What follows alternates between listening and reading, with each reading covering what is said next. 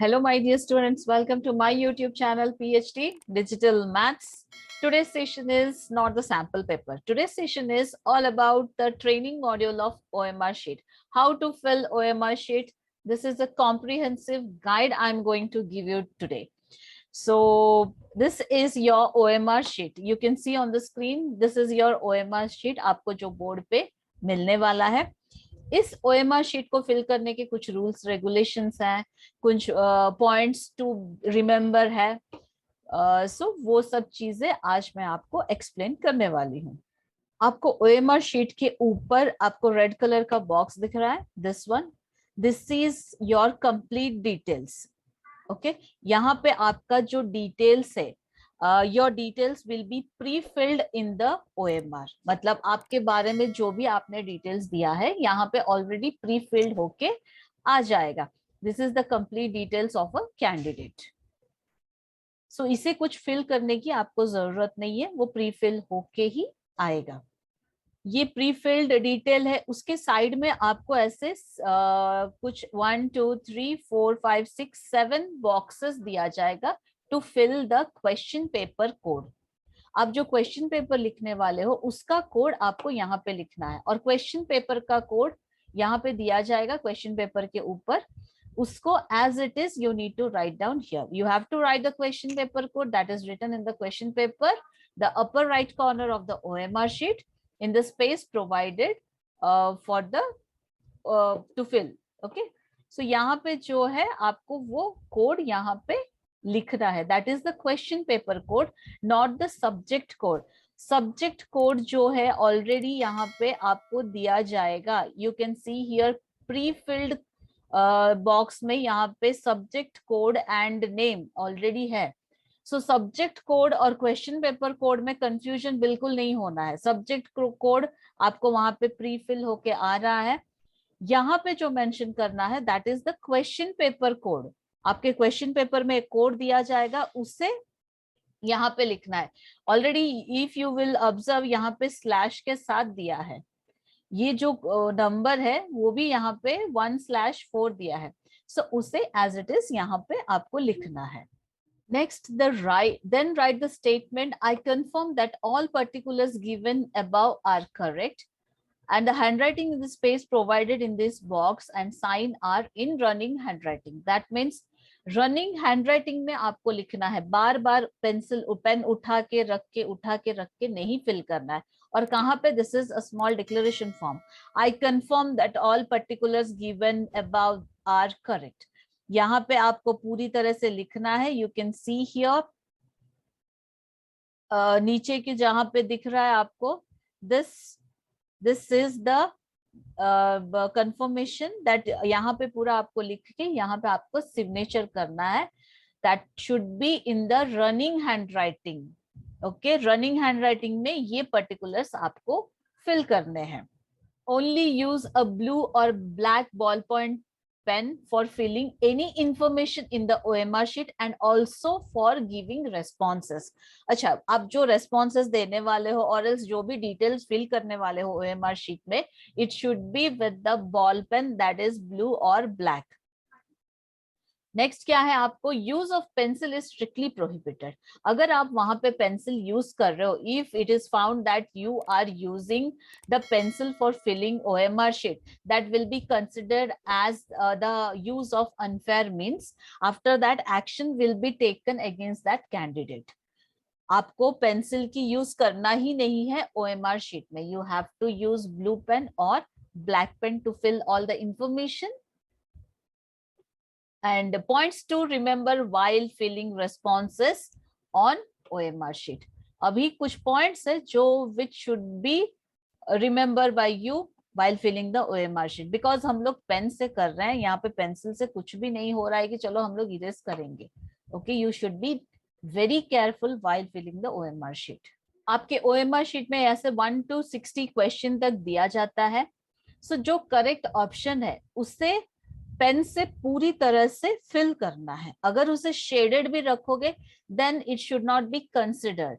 उसे पूरी तरह से फिल करना है.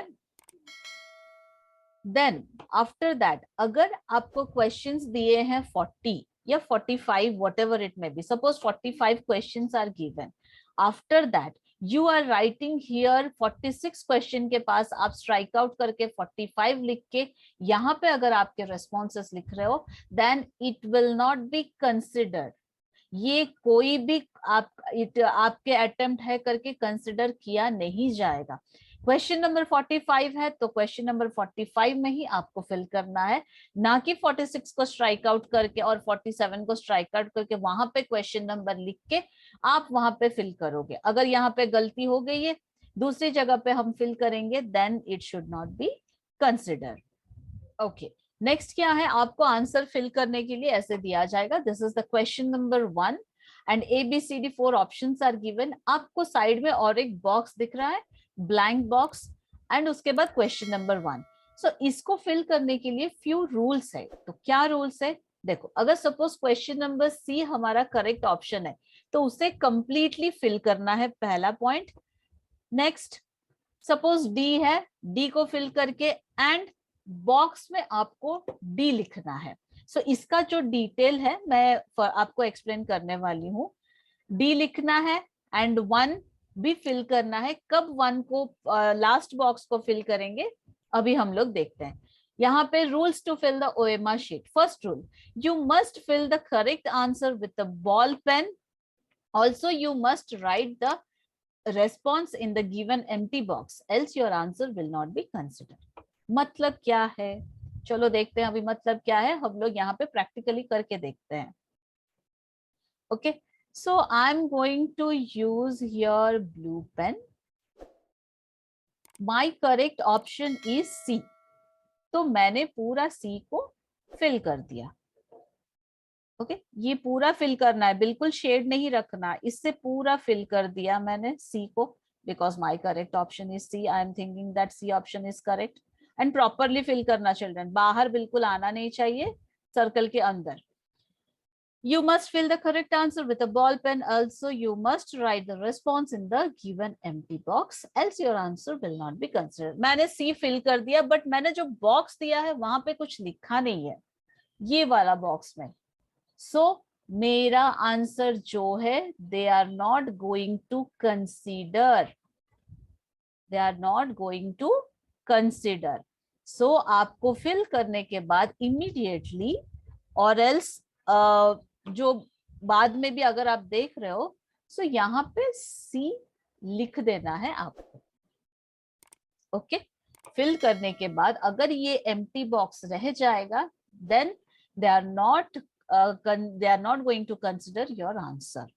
Second one is, if you filled answer and empty box does not match, then answer written in the empty box will be considered as the answer. Okay, पहला rule तो हो गया. C अगर करेक्ट आंसर है, C को fill करोगे and box में लिखोगे. नेक्स्ट रूल, सपोज मैंने पहले ही B ऑप्शन को फिल कर दिया, अभी पेन से फिल करेंगे, पेंसिल से तो फिल नहीं करेंगे हम लोग, right.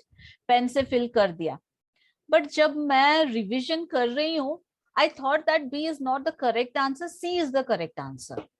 Whenever I am revising once again, I just saw that B correct answer नहीं है, C correct answer है, or else D correct answer है.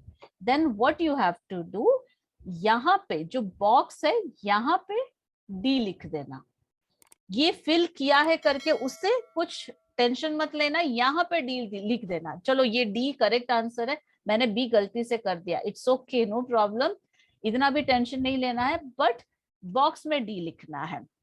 बिकॉज जो बॉक्स का जितने सारे बॉक्स है उस कॉलम को कंसिडर किया जाने वाला है. ओके, आप अगर वहां पे करेक्ट फिलिंग करके यहाँ पे सेम लिख रहे हो तो भी उसी को कंसिडर किया जाएगा, जो आप फिल कर रहे हो उसे कंसिडर नहीं किया जाएगा. सेकेंड पॉइंट, अगर आप एक फिल कर चुके हो, दैट इज बाय मिस्टेकली आपको लगा कि नहीं करेक्ट आंसर नहीं है, सो करेक्ट आंसर अगेन आप बॉक्स में लिख पाओगे. Next, third point is, if a question you do not wish to attempt, then you should mark the extreme right the numerical box, which will be treated as non-attempt. ये जो है attempt का है, चलो यहाँ पे लिख रही हूँ, this is attempted box, this is non-attempted box. मतलब ये बॉक्स को कंसिडर किया जाएगा as non attempted box. Suppose मुझे एक क्वेश्चन नहीं आ रहा है and I don't want to attempt that, because already आपको बताई थी ऑप्शंस तो दिए जाएंगे 20 क्वेश्चन से, आउट ऑफ 20 16 करो। सो मुझे थर्ड क्वेश्चन आ नहीं रहा है, so what I will do, I will just fill this box. ये जो लास्ट का सर्कल है नंबर्स लिखा जाता है, यहाँ पे तो 1 2 3 4 ऐसे लिखे जाते हैं, जो क्वेश्चन नंबर रहता है वही क्वेश्चन का यहाँ पे बॉक्स लिखा जाता है। सो उसे सर्कल करोगे, दैट मीन्स ये क्वेश्चन आपने अटेम्प्ट नहीं किया है करके कंसिडर किया जाएगा। Next, if circle left blank and an option mentioned in the empty box, then the answer mentioned in the empty box will be considered as answer. Okay, अभी और एक क्वेश्चन पे जाएंगे। हमने कोई भी ऑप्शन को सर्कल नहीं किया है, बट यहां पे आपने क्या किया है, ए ऑप्शन लिखा है। सो ये जो है इसे वो कंसिडर करने वाले हैं, ना कि आपका जो फिल किया है या कोई सर्कल को फिल किया है कि नहीं, उसे कंसिडर नहीं करने वाले। बॉक्स में कौन सा ऑप्शन लिखा है वो कंसिडर किया जाएगा। Next point, if all the circles are left blank and it will be, अब अगर सब कुछ ब्लैंक है including this box and this one also, सब ब्लैंक छोड़ दिया, then it will be considered as non attempted. कुछ भी नहीं लिखा नहीं है तो नॉन अटेम्प्ट करके कंसिडर किया जाएगा। सिर्फ इसे ही कंसिडर नहीं करेंगे, फिल करेंगे तो नॉन अटेम्प्टेड, बट ये बॉक्स अगर फिल नहीं है तो भी नॉन अटेम्प्टेड करके कंसिडर किया जाएगा। if any answer circle empty box filled with an answer and question number also filled, then it will be treated as non attempted. मतलब if any answer circle empty box filled with an answer and question number also filled, मतलब यहाँ पे अगर हमने B वाला circle कर दिया, इसे फिल कर दिया, चलो करेक्ट आंसर बी है, हमें पता चला, ये फिल कर दिया एंड यहाँ पे बी लिख दिया, एंड ये जो क्वेश्चन नंबर है इसे भी फिल कर दोगे, so it will be consider as non attempted of that question. So these rules are very important, which you should know before filling the OMR sheet. Okay. So I think these are the main rules. इतना ही है. Answer sheet में कहीं पर भी कुछ भी गलती मत कीजिएगा. आई होप आपको OMR शीट का फिलिंग समझ में आया है. स्टिल अगर नहीं आ रहा है, so once again you can ask me in the comment section. Thank you for watching my videos. So please do like, share and subscribe to my YouTube channel, PhD Digital Maths. See you in the next session.